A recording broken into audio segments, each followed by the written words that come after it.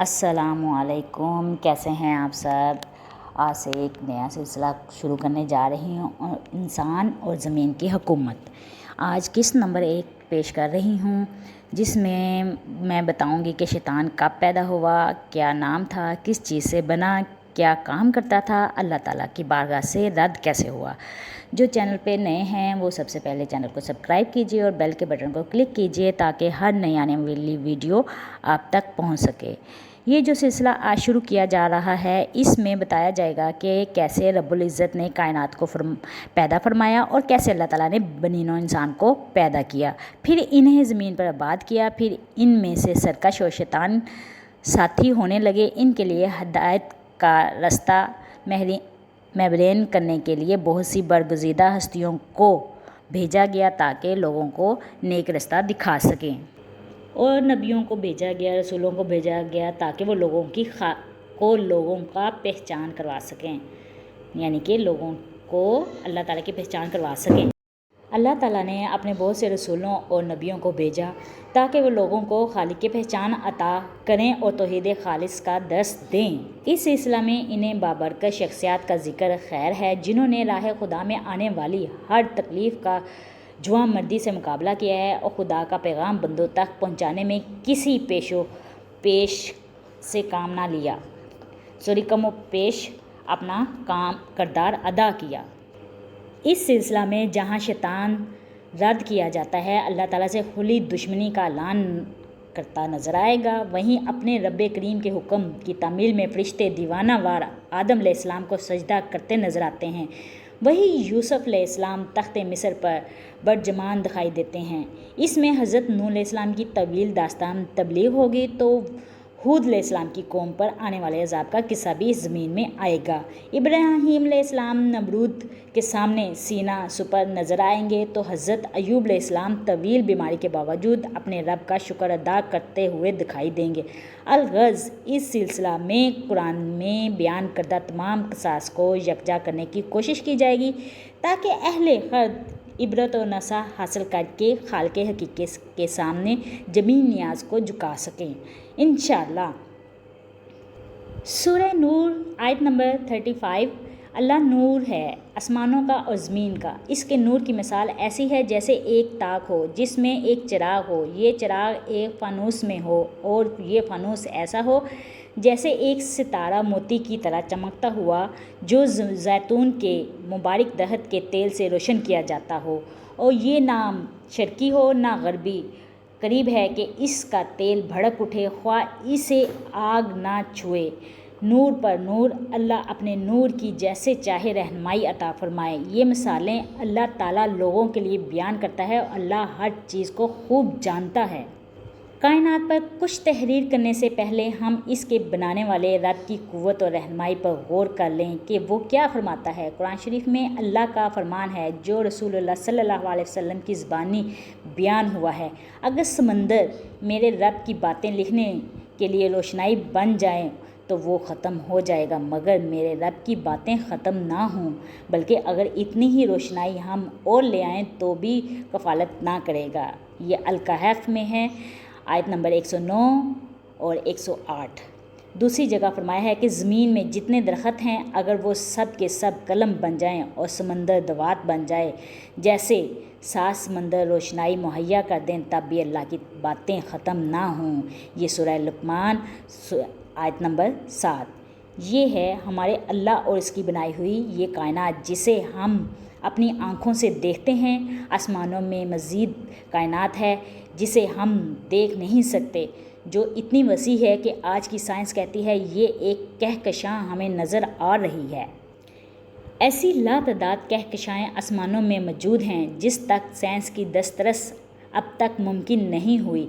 अल्लाह ही है इसका खालिक बनाने वाला। मक्का के काफिर रसूलुल्लाह सल्लल्लाहु अलैहि वसल्लम से कहते हैं कि अल्लाह कैसे पैदा करेगा इंसान को जब वो मिट्टी से गर्क हो जाएंगे, बल्कि मिट्टी में घुल मिल जाएंगे। तो अल्लाह इस पर काफिरों से फरमाता है इंसान को दोबारा पैदा करना मुश्किल है या इससे भी बड़ी कायनात को पैदा करना बहुत बड़ा काम था। ये जहन में रहे कि काफिर भी मानते थे कि कायनात का खालिक अल्लाह ही है। अल्लाह ताला ने कुरान में फरमाया है وہ اللہ ہی ہے جس نے آسمان و زمین اور ان سے ساری چیزوں کو جو اس کے درمیان ہیں 6 دنوں میں پیدا کیا۔ سورہ سجدہ میں بتایا گیا ہے۔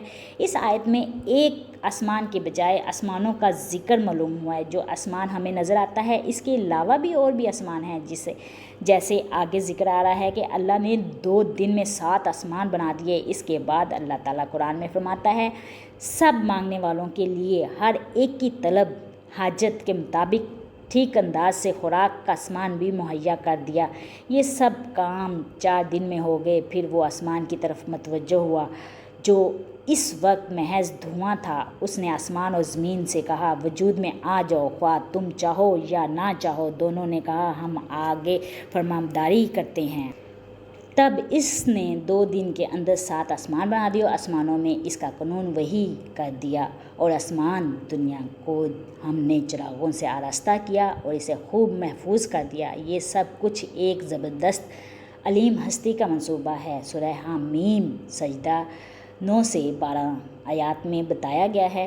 اس کی تشریح کرتے ہوئے مولانا مودودی نے کہا کہ دھواں سے مراد مادے کی وہ ابتدائی حالت ہے جس میں کائنات کی صورت گری سے پہلے ایک بے شکل منتشر اجزاء غبار کی طرح فضا میں پھیلا ہوا تھا۔ موجودہ زمانے کے سائنسدان اسی چیز کو سجائے یعنی نبولا سے تعبیر کرتے ہیں۔ آغاز کائنات کا متعلق اس کا تصور بھی یہی کرتے ہیں کہ تخلیق سے پہلے وہ مادہ جس سے کائنات بنی ہے اسے دخانی یا سحابی شکل کا منتشر تھا۔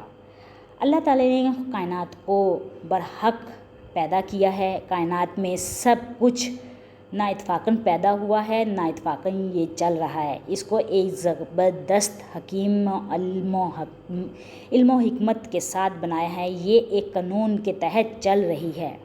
کائنات کا آغاز حضرت آدم علیہ السلام کی پیدائش سے 20,000 سال پہلے ہوا۔ اللہ تعالیٰ نے ارض و سماوا یعنی کہ زمین و آسمان مخلوق کو 5 مختلف قوتوں سے پیدا کیا ہے۔ عقل، وہم، خیال، شہود اور غضب سے ترتیب اور ترکیب دے کر پیدا کیا ہے۔ اس طرح ترکیب و اجزاء و کیفیت کی نسبت مخلوقات کی 4 قسمیں ہیں۔ مخلوقات کی پہلی قسم جس کی عقلی قوت و وہم و خیال و شہود اور غضب پر بھاری ہوتی ہے، یعنی عقلی قوت کے سامنے ان چیزوں کا حکم ہے اور بے حقیقت ہیں یہ، بالکل اسی طرح جیسے مردہ غسل دینے والے کے سامنے بے باس و فرمانبردار ہوتا ہے، اسی طرح یہ چاروں قوتیں عقلی قوت کو مطیع ہوتی ہیں۔ مخلوقات عالم کی یہ نوع ہر قسم کے خطاؤں گناہوں سے پاک صاف ہے۔ یہ مخلوق عورت کی خواہش سے بھی مبرا ہے، کھانے پینے کی چیزوں سے بھی اس کو کوئی دلچسپی نہیں ہے۔ یہ مخلوق قوت عقلیہ کے سبب خود کو کسی بھی صورت میں ڈھال سکتی ہے۔ دوسری قسم کی مخلوق میں وہ جاندار شامل ہیں جن کی عقل و شہود اور غضب و وہم و خیال کے تابع ہے۔ اس قسم کی مخلوق تجسم، ہوا اور آگ سے مرکب ہے۔ مادہ کے لطافت کے سبب یہ مخلوق بھی ہر صورت میں ڈھل سکتی ہے۔ وہم و خیال کی غالب قوت کی وجہ سے یہ مخلوق خود کو خوفناک سے خوفناک شکل میں اختیار کر سکتی ہے۔ اس قسم میں سے جو خلق خدا کو ستاتی ہے اسے شیطان اور جو خلق خدا کو تکلیف نہیں دیتی اسے جن کہتے ہیں۔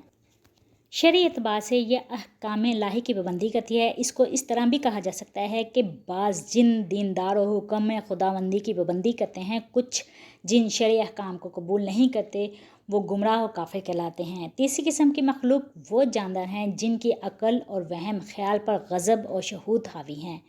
ان جانداروں میں عقل نام کی کوئی چیز نہیں ہے، عقل سے بے بہرہ ہیں۔